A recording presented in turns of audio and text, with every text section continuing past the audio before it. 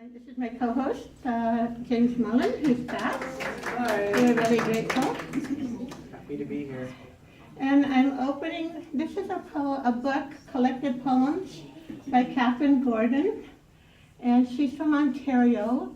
And it's called Piping at the End of Days, a Book of Overcoming. And Writers Unite to Save the Truth, Save the Planet, collected and edited by Catherine Gordon. So I'm honored to be in this book. Oh, yay.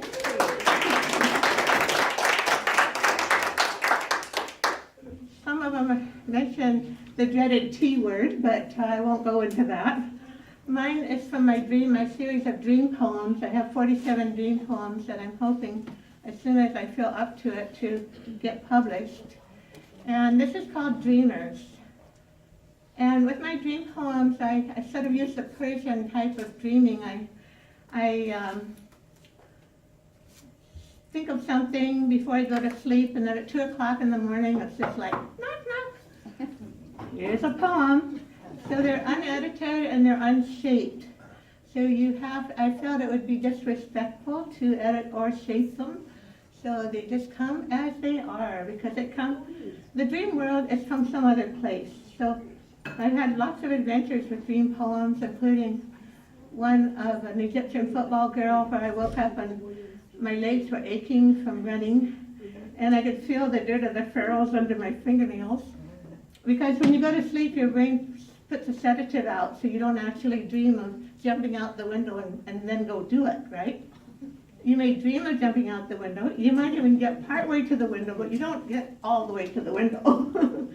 So anyway, this is called Dreamers, and dreamers are very powerful. And all over the world, I had several research projects, and I was just amazed at how much healing dreams and lucid dreams and creative dreaming. Like one of the people that I worked with had a movie optioned, and he had a series of dreams, wrote it down in film script, and it was optioned by Paramount.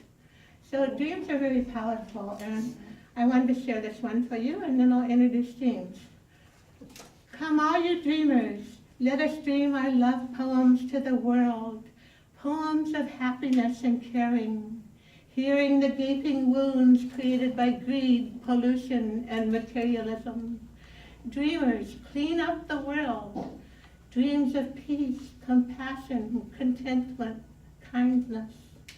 Shed off your heavy chains of negativity, transform the world, save life. With love, you can do anything.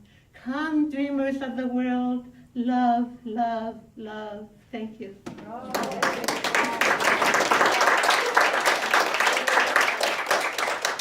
Now, I'm honored to present my co-host, James Mullin. I've known James a long time. He had a bookstore on Broadway, and had really great adventures, and really happy through Nefertiti I was able to reconnect with him, and it's really an honor to have him as a co-host. So he's a Vancouver poet, musician, and bookseller. He's the most amazing bookseller. You go in, you got interested in a book, he can find it to you, he can tell you its whole life history. He's on personal relationship with all these different books, and he's just amazing. He described his job as a bookseller as being a metaphysical travel agent. So without further ado, please welcome James Mullin.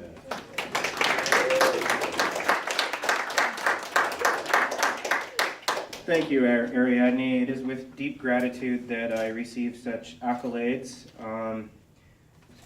In my life as a bookseller, I have to say it's the customers that have made me the person I am. The dialogue I've had with people over the years, and I'd also say some really phenomenal high school teachers and junior high school teachers, has made me ever to grow in a greater appreciation of new poets and new writers and new worlds.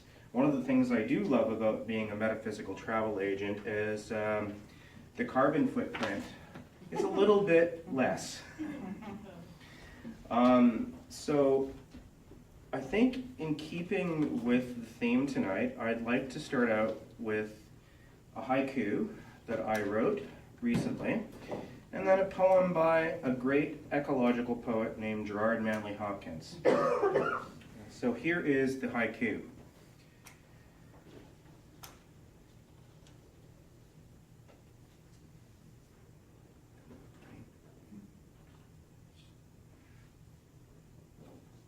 Dissected specimen, voice absent from the woods, tree frog.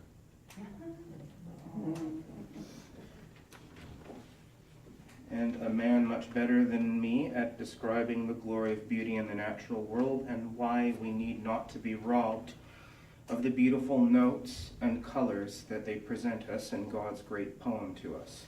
Gerard Manley Hopkins, Pied Beauty.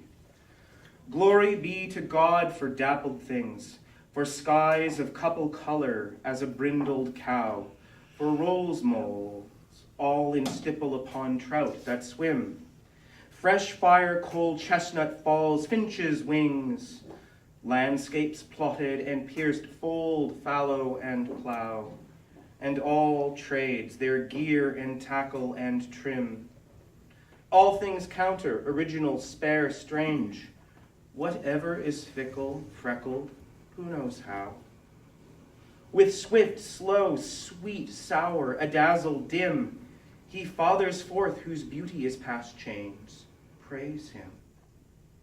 As kingfishers catch fire, dragonflies draw flame, as tumbled over rim in woundy well stones ring, like each tucked string tells, each hung bells, bow strung finds tongue to fling out broad its name. Each mortal thing does one thing and the same, deals out that being indoors each one dwells, selves, goes itself, myself, it speaks and spells, crying, what I do is me, for that I came. I say more, the just man justices, keeps grace, that keeps all his goings graces, acts in God's eye, what is in God's eye he is, Christ, for Christ plays in 10,000 places, lovely in limbs and lovely in eyes, not his, to the Father, through the features of men's faces. Thank you.